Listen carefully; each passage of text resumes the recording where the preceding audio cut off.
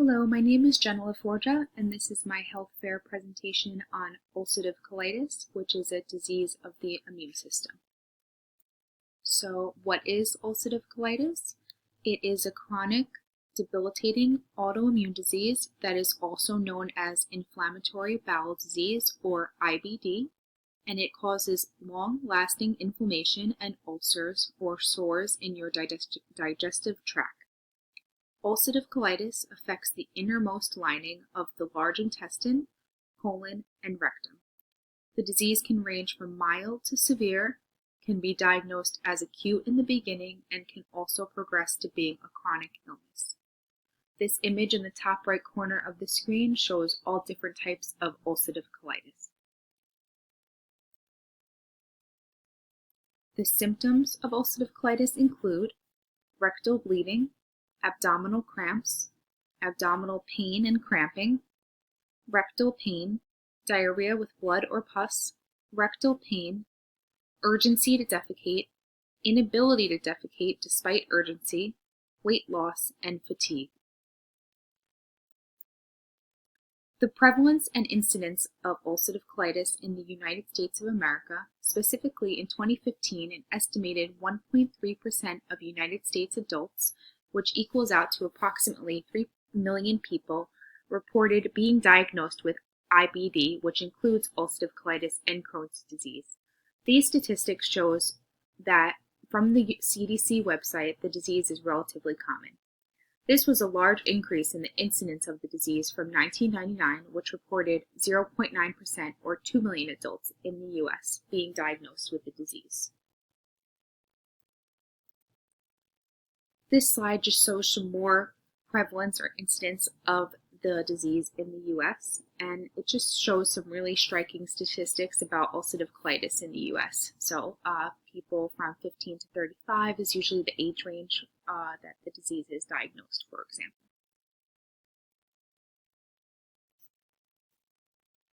There were multiple risk factors listed from the CDC that have been found to increase an individual's risk to getting ulcerative colitis.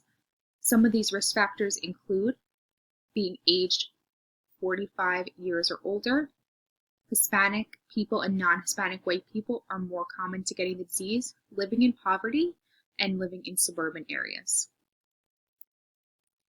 This slide also shows some more risk factors that are possible to developing ulcerative colitis, such as smoking, taking contraceptive pills, geographic location, and genetics. Some examples of uncontrollable factors can be told by the fact that ulcerative colitis is the ultimate result of a defective immune system. An individual can have a defective immune system for many reasons, some that are uncontrollable and some that are controllable. For example, one's age is uncontrollable. However, being at an older age puts an individual at higher risk for developing the disorder.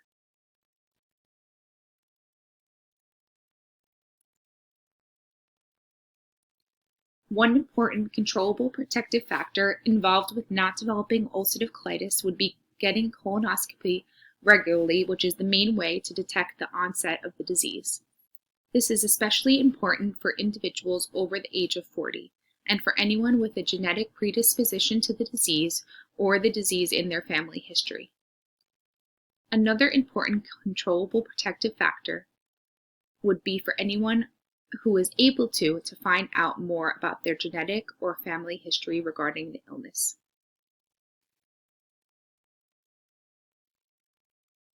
Research suggests that ulcerative colitis could be triggered by an interaction between a virus or bacterial infection in the colon and the body's immune response. Typically, the cells and proteins that make up your immune system protect you from infection. However, the exact cause of ulcerative colitis remains unknown. Previously, diet and stress were suspected, but now doctors know that these factors may aggravate but do not cause ulcerative colitis. One possible cause is an immune system malfunction. IBD is the result of a defective immune system. A properly functioning immune system attacks foreign organisms such as viruses and bacteria to protect the body. In IBD, the immune system responds incorrectly to environmental triggers, which causes inflammation of the gastrointestinal tract. There also appears to be a genetic component. Someone with a family history of IBD is more likely to develop this inappropriate immune system response. What are the treatments for ulcerative colitis? Several types of medications may be used to treat IBD, which includes ulcerative colitis and Crohn's disease. There are types of medications such as prednisone. There are steroids. There are several vaccinations for patients with IBD that are recommended to prevent infections due to the fact that these patients often have suppressed immune systems. Severe IBD may require surgery to remove parts of the damaged portions of the gastrointestinal tract, but advancements in treatment with medications means that surgery is less common than it was a few decades ago. There are many different forms of treatment for UC, such as different medications, non-steroidal anti-inflammatory drugs, antibiotics, anti-inflammatory immunosuppressive drugs, and steroids. There are also many surgeries patients with UC can have to help with the problem, such as colostomy, elastomy, colectomy, and protocolectomy. Supportive care like IV fluids and enemas can also help alleviate UC symptoms on a day-to-day basis.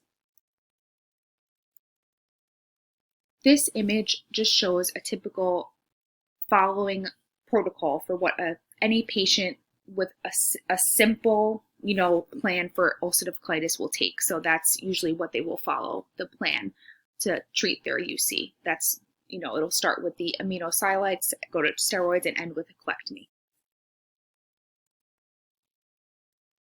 It has been found that the most successful treatment is some combination of the above offered interventions to treat the disease. There is a lot of risk, however, associated with taking many of the medications to treat this disease because most of them are immunosuppressive drugs. While the medications may help to lessen the symptoms of UC for a person, it also then will suppress their immune system and make these people more vulnerable to other disease or infection. For example, this is very prevalent right now for what's going on in the world with COVID-19 or the coronavirus. So anyone with ulcerative colitis would have a suppressed immune system if they're on these immunosuppressive drugs to treat their ulcerative colitis. So they would be considered high risk or have an underlying condition that would make them more susceptible to developing coronavirus just to treat their ulcerative colitis. But nevertheless, that is considered the most successful treatment for ulcerative colitis is some combination of the above offered interventions, which would be maybe a combination of steroids and enema, etc. Preventative health measures can avert morbidity and improve the quality of life of patients with ulcerative colitis. Gastroenterologists and primary care physicians should have an up-to-date working knowledge of preventative health measures for ulcerative colitis patients. A holistic approach and better communication between gastroenterologists and primary care physicians with explicit clarification of roles will prevent duplication of services and streamline care.